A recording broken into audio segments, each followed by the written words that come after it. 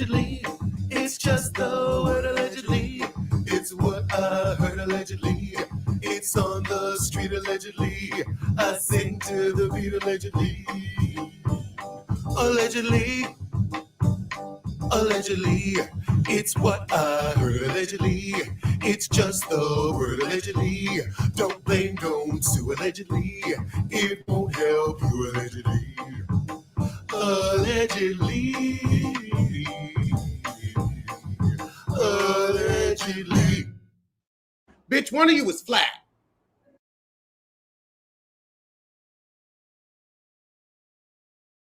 Cleotrapya coming at ya. So let's get a deep dive into this business. So she's talking in code, not saying the heifer's name, but she's saying, you know, I'm a confident Black woman who knows what she wants, and that intimidates some people. And it can. So they only been friends for 2 years, and she's saying names now. So she gets invited on tour with her, and she's like, I gotta work. I got a man. She offered her a spot to perform. Okay, so that's lifting you up. So Ice was upset with her and called her jealous for no reason, when Ice was just upset that she didn't defend her Nigerianness. And Cleotrapya said, I barely knew you and didn't know you were Nigerian. So she does a poster about going on tour with her, but it gets no reposts, no likes, no free press and promo. So they would say the show starts at 8 and put her on stage at 7:30. So she only had 1 day to prepare, and she was like, all right, I'm gonna go, I'm gonna make the best of it. Spice told her, I'll pay for everything, you ain't gotta come out pocket for nothing. So the security's worrying about Ice Spice's bag, not worrying about hers, but security's paid to worry about her, not you. But yeah, she could have had you taken care of too. So she confronts Ice, and Ice said, well, if he's doing more work, he's gonna wanna get paid more. So that's why you want her to lift her bag, because your security is cheap. And honestly, you should have a bag person. If that's security, he should be keeping things secure. So Cleotrapya just says, well, I'll pay him. So Ice Spice is just acting weird about this guy. She says he can't leave my side. And she's like, well, when he was getting the bags, he was leaving your side all the time. But okay, you selfish, you acting funny, I'm going to charge it to the game. She said, I shouldn't have to do that in a friendship, but this is a friendship. Don't forget it. And this heifer did offer to pay. It sounds like she just wanted to get in the way. Now, girl, on a tour, the star will have the biggest dressing room. And sadly, most stages aren't set up with good dressing rooms, especially now that we have so much going on pre-production. Normally, you know, you throw on back in the 70s, you throw on some lipstick and some shadow and just call it a day. Slip on your sequin dress. Now, you know, these girls are getting a full face of makeup and Botox before they go on. And it's a whole pre-show production because you're doing your Instagram and your sponsorships. So we get to New York, and she wanted to quit, but she said, I'm not going to let this heifer take my blessing away. However, when Spice had other special guests, there were always accommodations in guest rooms and dressing rooms for them, but not for her. Well, I mean, that's the thing. They're a special guest, meaning they're probably more popular and bigger than you, but I can understand how you feel. So they're getting ready for the show. She leaves her bag in Spice's dressing room. Somebody moves it, and then there was apparently some fraudulent charges on her card.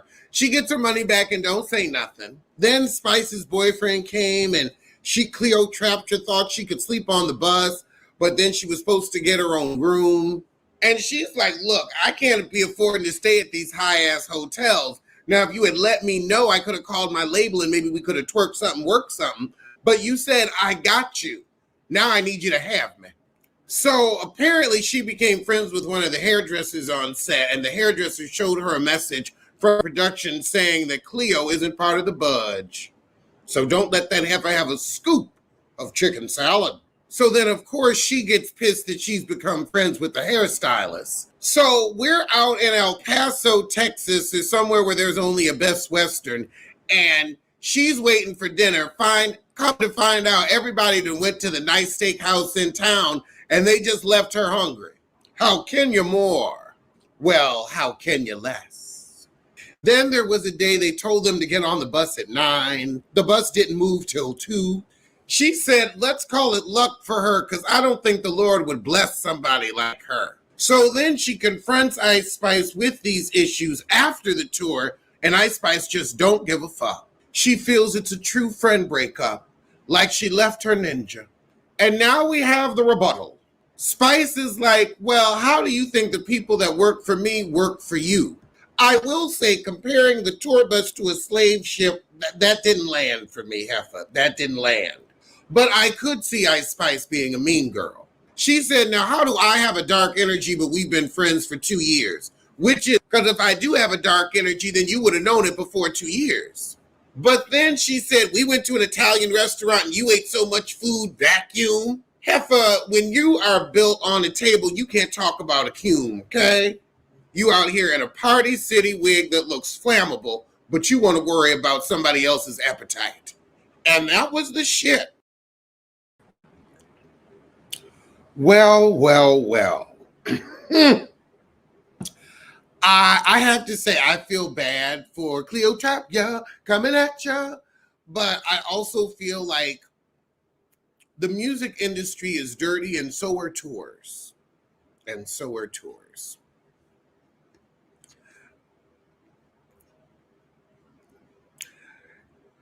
In continuation of last week's story, Cam Newton's ex-girlfriend has said, no, I thought that we were getting married. I didn't know he was afraid to get married until he had an outside baby, and that forced me to move the hell on. I wanted to marry him. I'm sorry he fooled you, girl. And I would say he's not unattractive, so I could see his physical appeal. But the second he opened that mouth, he sounded real stupid. But I guess, I'm sure with when he doesn't have his clothes on and he's quiet, he's probably quite enjoyable. But he looks like a weekend trip. He don't look like a relationship, but like a weekend trip. In Boy Mind Your Business news, we have Boosie yet again calling out men that wear nail polish. He says you might as well wear a thong. Boosie, when are you going to get a boyfriend? You spend more time focusing on what men are doing than you spend on going after women that are attracted to you. You were online begging for insulin. Insulin, something you need to live. But you're worried about my nails. That's what you're worried about. I'm going to put on just a little extra sparkle polish because I know it's going to bother you. Now, the fact that you don't know where next month insulin supply is coming from, that you're not going to worry about. You'll just, GoFundMe it, maybe try to parcel it, which is terrible. A lot of people die doing that.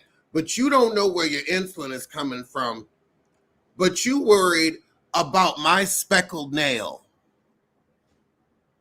See, I did a periwinkle, and then I used some glitter polish over it to give a little speckle. Almost an Easter egg, really. I should do this in the springtime. But I don't think something happened to Boosie in jail. I think he partook. I think he enjoyed some things before jail, after jail. I don't know gay men that are that focused on what other men are doing. Well, I mean, we're only focused on a certain few men, a certain few. Power bottom energy, definitely.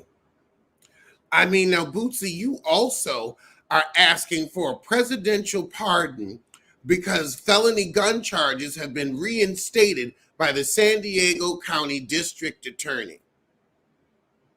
You need a presidential pardon, but you're worried about polish. Your priorities are much more pressing than the polish. You might as well wear a thong. And so what? And the fact that why would you instantly say, oh, if you wear nail polish, you might as well wear a thong? You want to see the menses in thongs. You want them to get their leg up. You want them to clock your pussy miles. My God. Does anybody want to shimmy on in and talk about Lil Boosie's obsession with a little bussy? Just a touch of bus, just a touch of bus. I mean, I'm sorry, if I needed insulin to live before I was drink your juice, Shelby, drink your juice, I wouldn't be worried about nobody else's polish. I would be living and letting live. That's what I'd be doing. But not you. Not you, little boo. Not you. You need a presidential pardon because you're facing felonies in California. In California. But you're pressed about my nail polish. What the men's are doing, you might as well put on a thong. Honey, it's the thong song. Let them see that thong. You want to see that thong. The fact that you're fantasizing about thongs, the fact that you're thinking about it. I'm not sexually attracted to women, so I don't think about lingerie.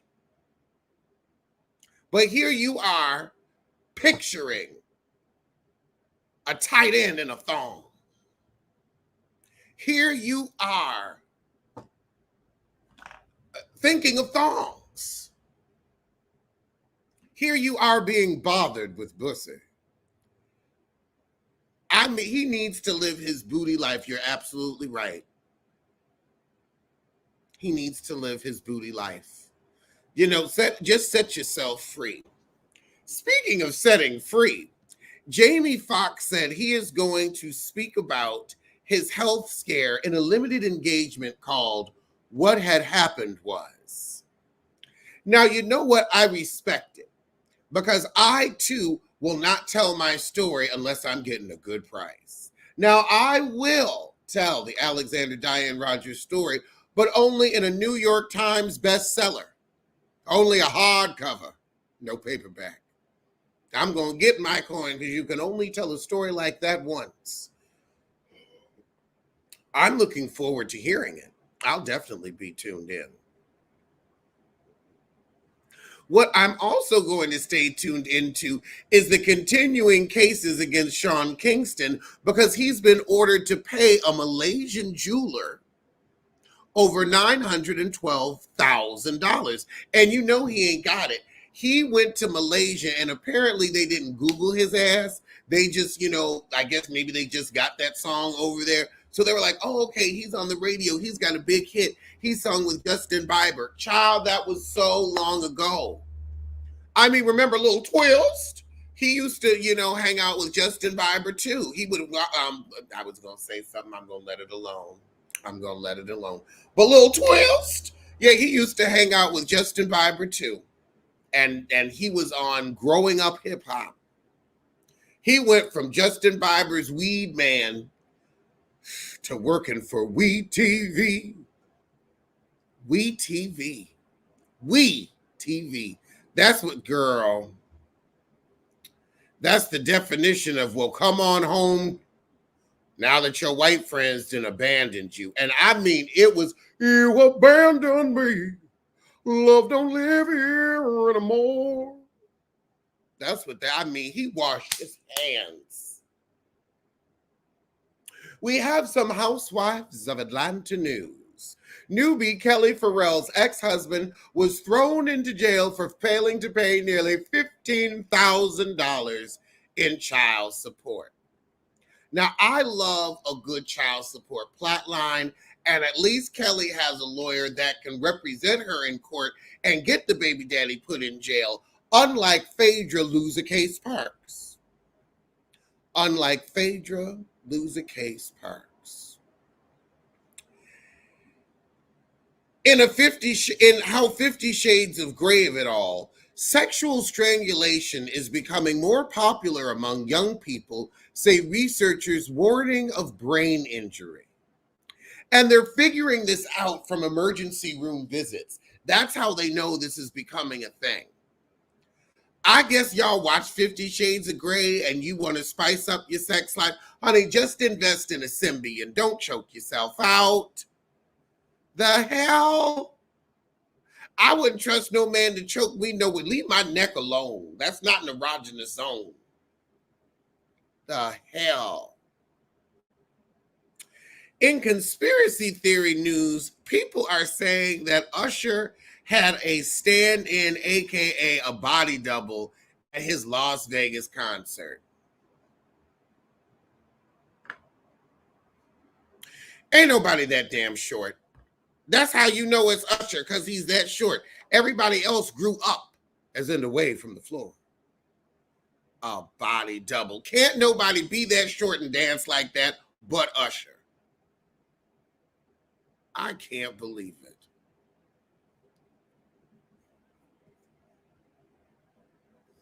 Ooh.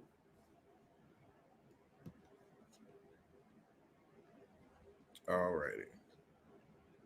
Well, those were today's top stories from this bottom, but I'm going to see you soon.